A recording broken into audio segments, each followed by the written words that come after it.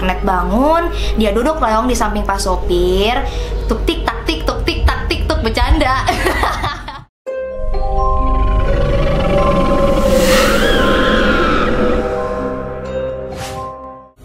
Welcome to Zombie Zona Mystery Begins. Jangan lupa subscribe.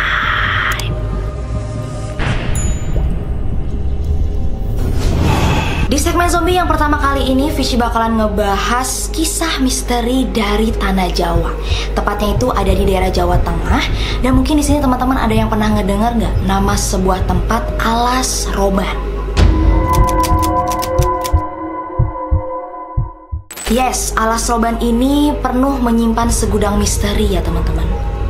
Kang bakso lewat, udah kayak film Susana, ayo gue pesan bakso.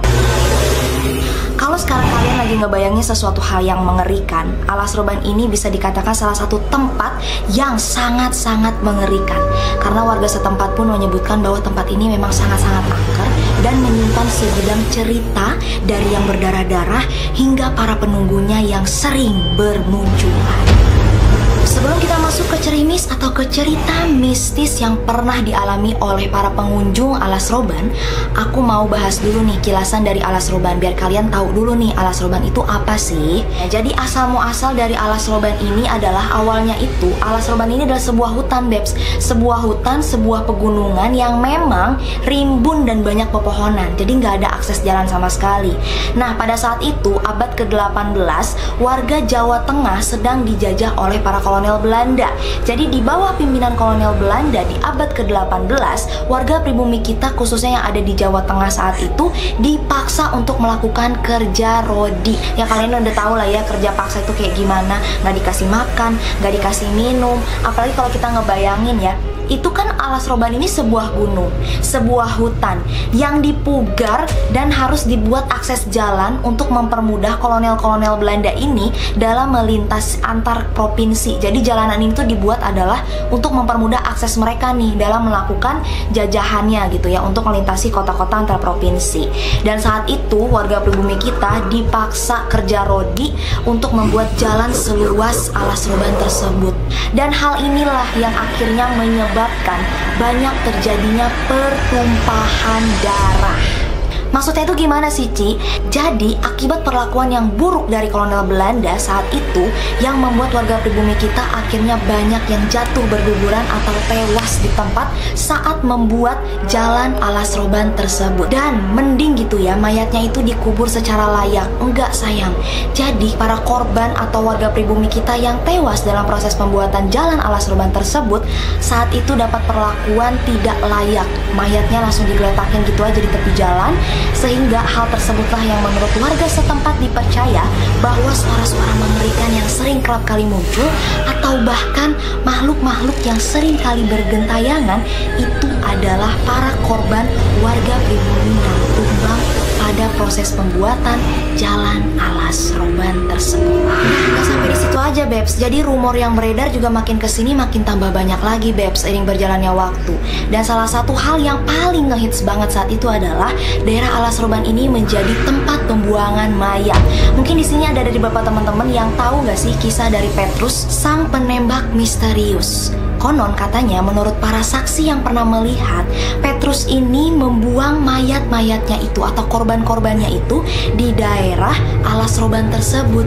Dan yang bikin anehnya lagi, korban-korban yang telah dibunuh oleh Petrus tersebut itu sama sekali jejaknya tidak ditemukan, guys.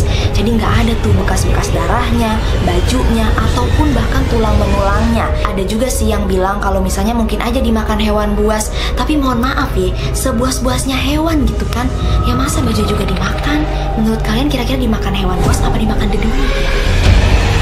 Dan selain itu teman-teman yang bikin ngeri lagi, menurut warga setempat di daerah Alas Roban ini sering kali terjadi yang namanya kecelakaan. Bahkan kecelakaannya itu nggak main-main, sampai membuat tragis dan hingga menewaskan korban di tempat. Menurut warga setempat, kecelakaan itu terjadi diakibatkan akibat gangguan dari makhluk halus yang ada di daerah Alas Roban tersebut.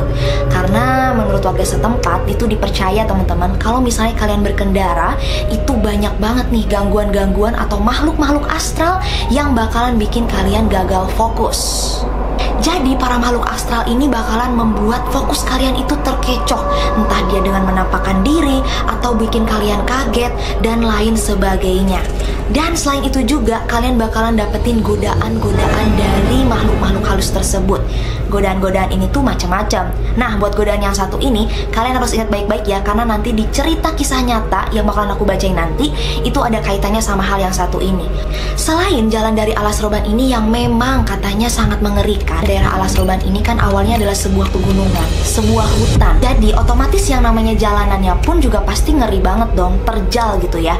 Dan di daerah Alas Roban ini memang memiliki tikungan yang tajam dengan jalanan yang sangat licin. Jadi nggak heran nih, tidak menutup kemungkinan kalau misalnya di sana itu tidak terjadi kecelakaan. Apalagi kalau misalnya yang bawa kendaraannya nggak fokus, terus main ugal-ugalan begitu aja. Udah pasti tuh, kalau kalian nggak digangguin makhluk astral ya udah pasti cepet. Nah Bebs, yang harus kalian notes baik-baik, kalau misalnya kalian mau lewat daerah Alas Roban tersebut, kalian harus betul-betul fokus. Satu titik, hanya itu titik itu. Saya jadi lagu ya, mohon maaf. Ya, fokusnya gimana sih, Ci? Abaikan segala godaan apapun yang kalian dapat ketika kalian melintas daerah Alas Roban.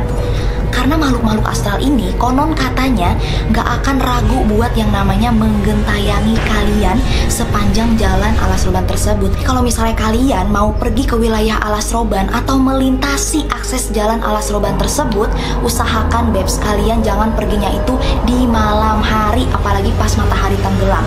Jadi kalau bisa kalian itu perginya ya pagi, siang, atau enggak sore gitu ya.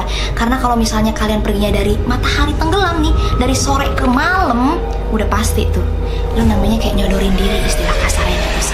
Jadi waspadalah. Oke Beb, sekarang waktunya kita masuk di segmen Cerimis, cerita mistis.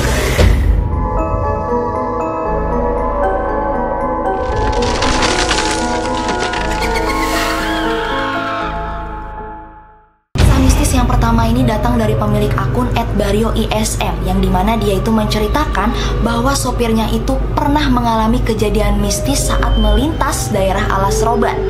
Dengan berbekal seorang sopir bus antar provinsi, saat itu sopirnya itu yang berasal dari kota Batang, dia ini mengalami sesuatu hal mistis dan betul-betul membuat bulu kuduk merinding. Jadi menurut akun Bario ISM, sopir dari Bario ini tuh hendak pergi Bebs, cuman gak dijelasin sih perginya mau kemana, pokoknya dia mau pergi lah gitu ya. Dan mau gak mau dia tuh harus ngelewatin daerah Alas Roban tersebut. Dia jalan aja tuh, tiba-tiba pas di pertengahan jalan, dia itu ngerasa bannya itu kempes. Dan dia ngecek ternyata bener, bannya itu bocor. Alhasil dia harus dorong motor dan tiba-tiba dia ngeliat tuh di sebelah pinggir sana ada warung. Nah alih-alih tuh dia buat kayak udah deh ngasok dulu bentar sambil nunggu temennya barangkali lewat atau ada orang lewat gitu kan mau minta bantuan. Akhirnya dia melipirlah ke warung tersebut. Supir tersebut pun pesen gorengan, pesen mie instan, bahkan dia juga pesen kopi. Nah cuman setelah beberapa lama dia sambil ngaso-ngaso gitu kan di warung, kok dia ngerasa ada yang aneh gitu, kok nggak ada yang lewat, kendaraan nggak ada gitu kan, masa temennya juga nggak ada yang lewat satupun gitu. Di situ dia udah mulai agak aneh.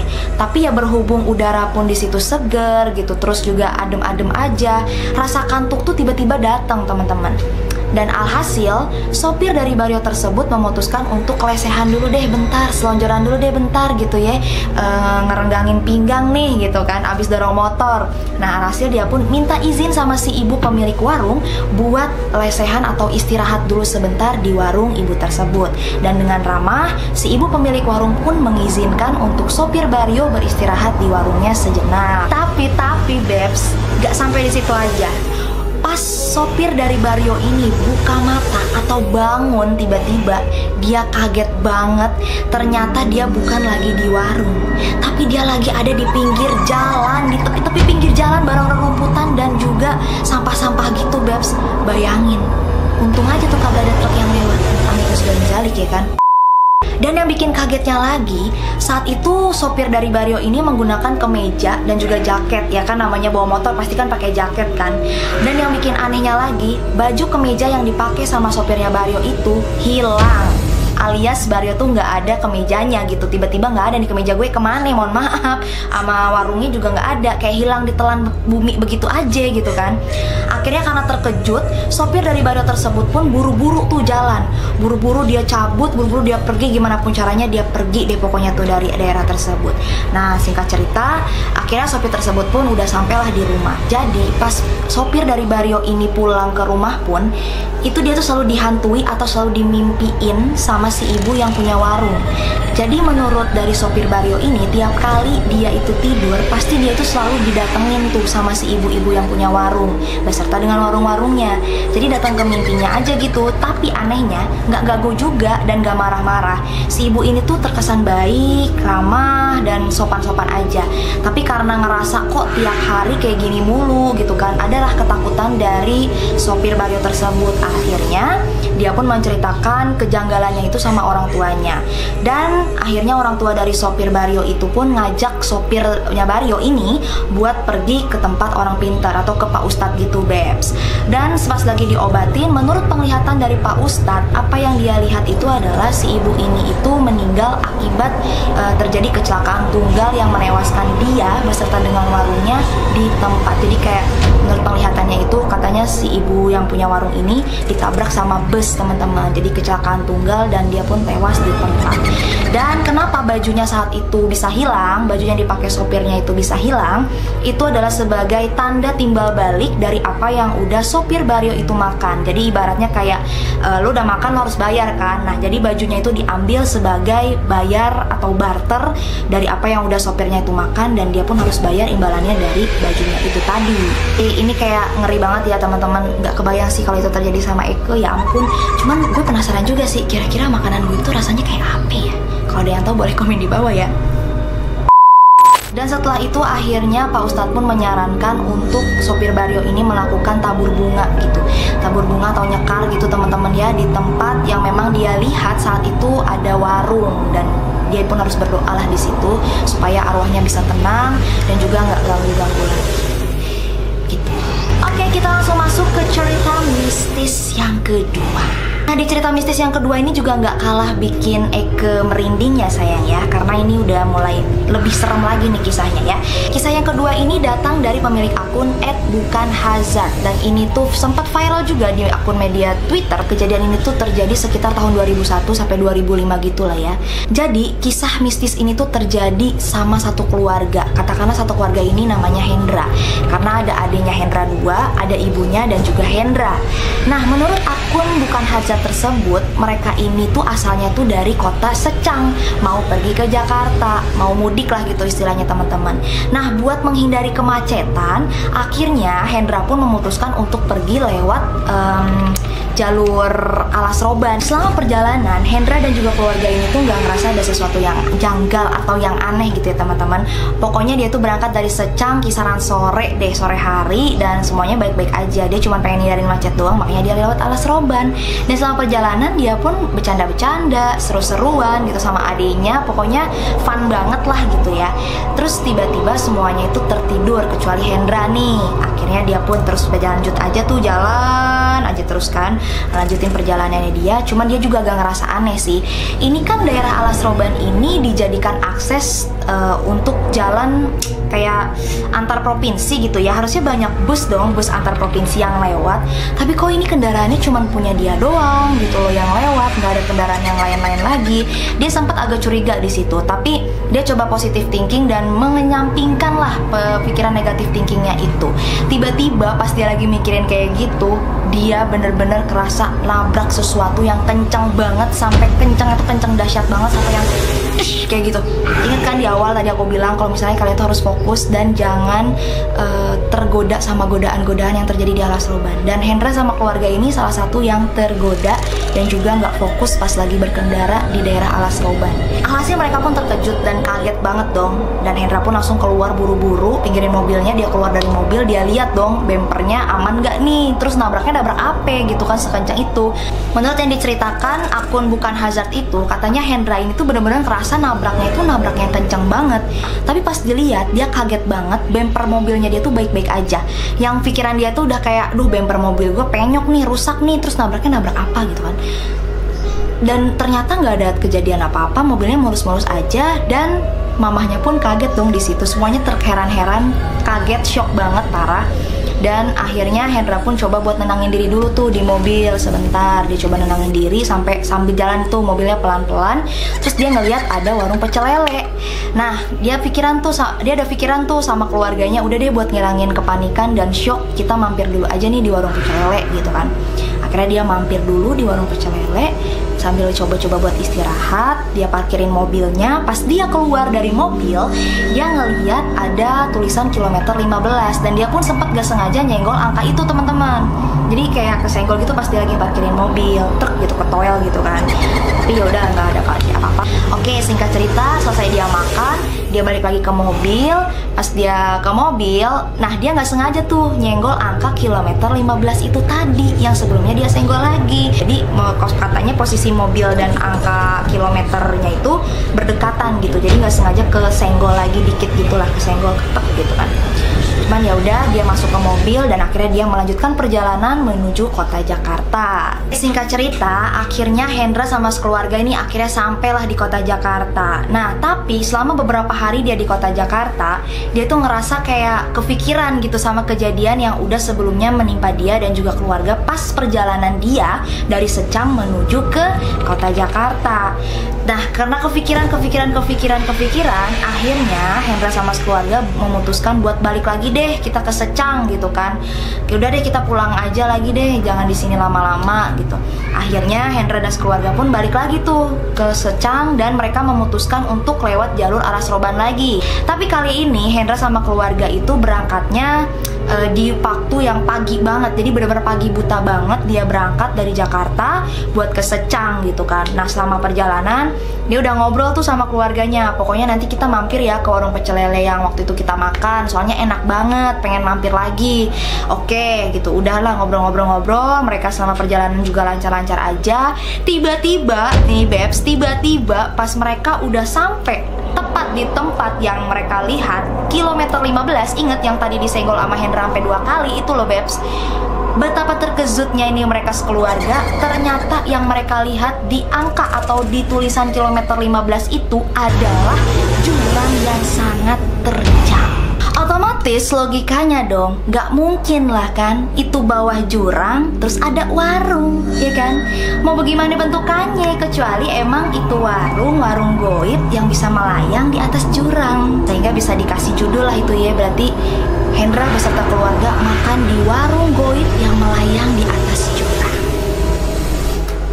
Serem. Oke Bebs, di Cerimis yang ketiga ini gak kalah bikin merinding juga nih kisahnya. Jadi kisahnya ini terjadi pada tahun 1996 yang menimpa Brodigio. Jadi ini menurut cerita dari masyarakat setempat ya teman-teman ya. Jadi saat itu Brodigio ini mau pergi nih dari Tegal ke Surabaya. Nah, berhubung Brodigio itu saat itu harus buru-buru banget nih sampai Surabaya itu pagi. Alhasil dia pun hari itu juga harus berangkat. Nah, dia itu berangkat saat itu sore-sore teman-teman, sore-sore ke malam gitu deh. Dia jalan tuh kan pakai sepeda motornya dia jalan aja. Awal-awalnya sih dia nggak ngerasa ada aneh-aneh gitu ya, jalannya aman-aman aja gitu kan, aman aja. Terus kebayang dong saat itu tahun 1996 akses pencahayaan pun cukup sedikit gitu kan. Belum lagi alas Seroban itu emang dasarnya hutan gitu kan, hutan rimba, dan nuansa-nuansa mistis itu pun udah mulai menghantui atau menggentayangi Brodigio dong selama perjalanan. Tapi Brodigio coba buat positive thinking dan dia pun cobalah menghindari hawa-hawa kayak mistis-mistisnya gitu. Dia coba positive thinking sambil baca-baca doa gitu ya teman-teman. Nah, setelah panjang perjalanan itu Brodigio ini coba positive thinking, tapi dia udah mulai ngerasa aneh. Anehnya kenapa? Nah, ini kisahnya sama nih kayak yang sebelum-sebelumnya Vici ceritain. Kalau misalnya semuanya juga ngerasa ada yang janggal. Kenapa? Karena kan ini akses jalan untuk antar provinsi. Harusnya banyak bus yang lalu lalang, tapi kok ini nggak ada gitu. Sepi-sepi aja. Tiba-tiba dia ngerasa di belakang dia tuh kayak ada yang ngikutin. Nah, di belakang dia tuh kayak ada yang ngikutin nih. Dia udah ngerasa kayak aman tuh. Oh, belakang gue ada bis nih gitu kan. Ada mobil gitu kan. Dia jalan aja, tapi kok makin lama makin jalan ini kendaraan di belakang malah jadi kayak ngikutin arahnya dia nih. Brodigio ngegas, dia ikut ngegas. Brodigio pelan, penghuni belakang ngikutin pelan. Nah dia mulai rada aneh tuh.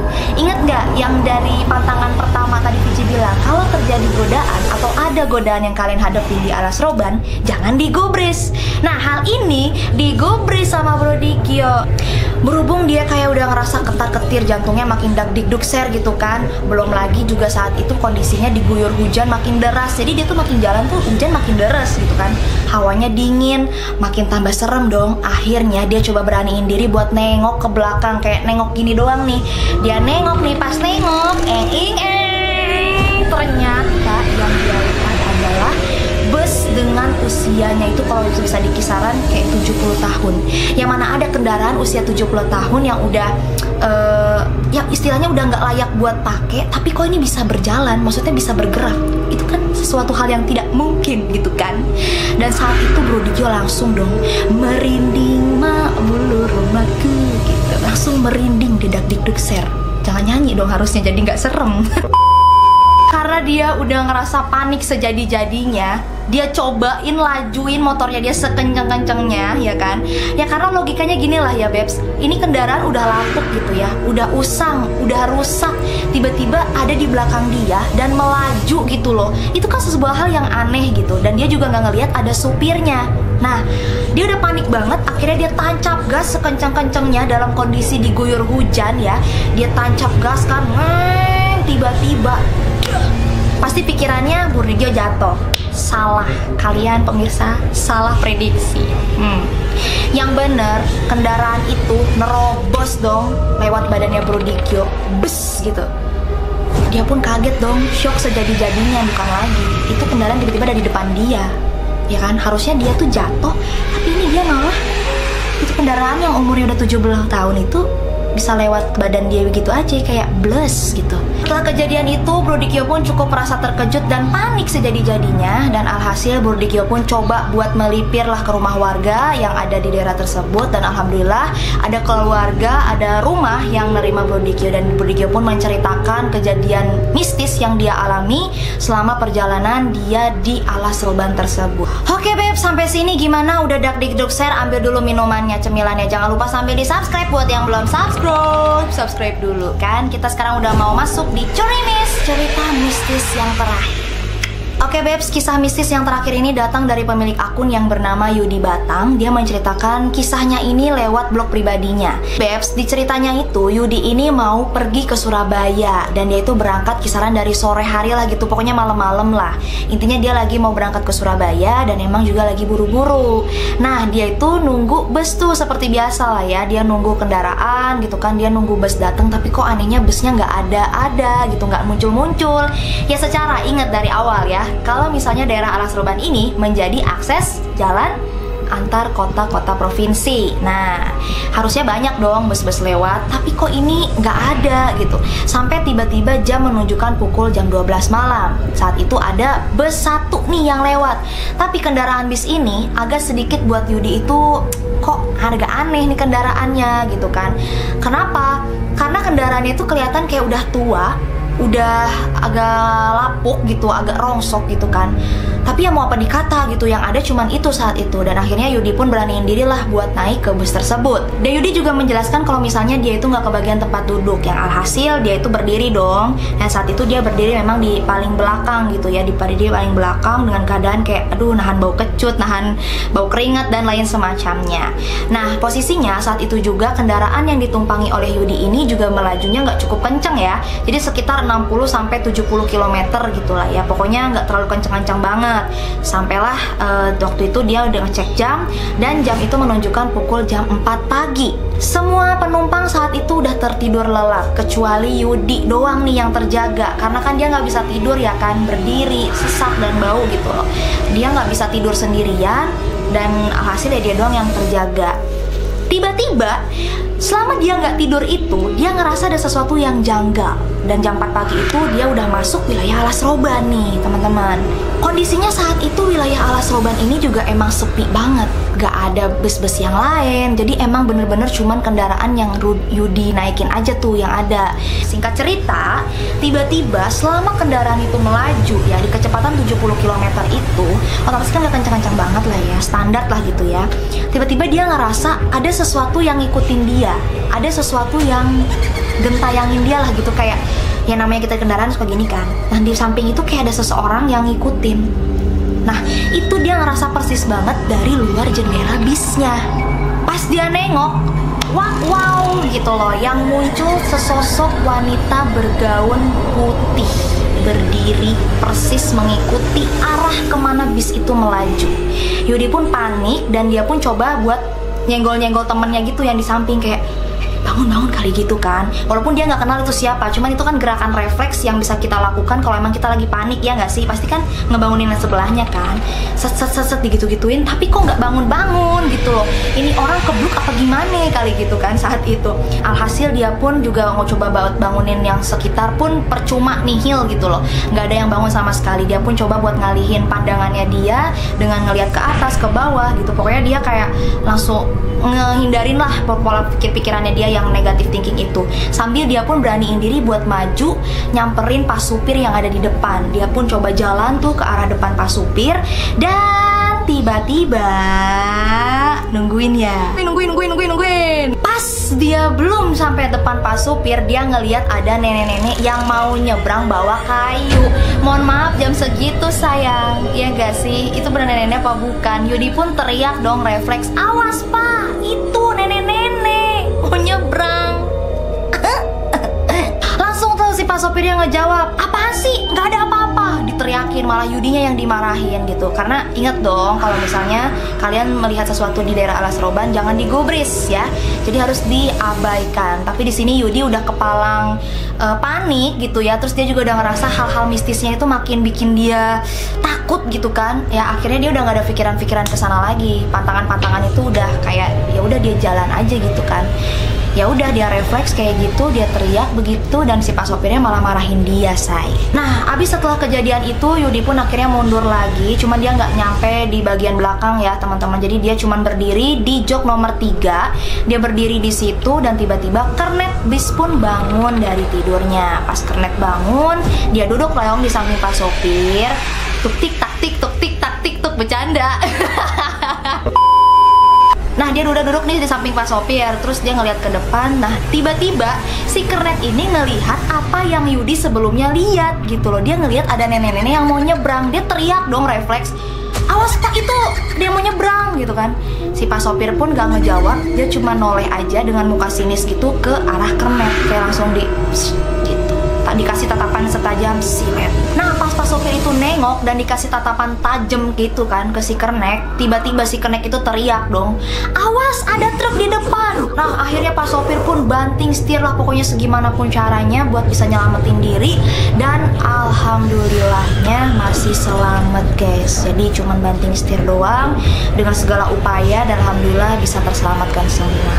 Jadi menurut Yudi saat itu adalah itu pengalaman yang betul-betul sangat-sangat mistis yang pernah dialami oleh Yudi beserta dengan para penumpang bis tersebut. Dan alhamdulillahnya masih diberikan keselamatan. Dan menurut Yudi, dia pun akhirnya berhasil lah bisa melewati dari arwah tumbal si kuntilanak. Karena dia ngerasa perempuan yang dia lihat itu adalah sosok kuntilanak, bergaun, menggunakan gaun berwarna putih dan memang mengganggu.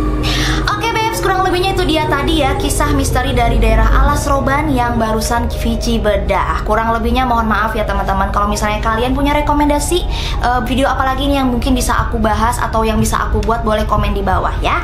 Dan jangan lupa buat teman-teman semua di subscribe, didukung channel ini supaya aku bisa tambah semangat lagi bikin-bikin video yang lainnya. Langsung aja dipencet tombol subscribe-nya dan nantikan video aku berikutnya.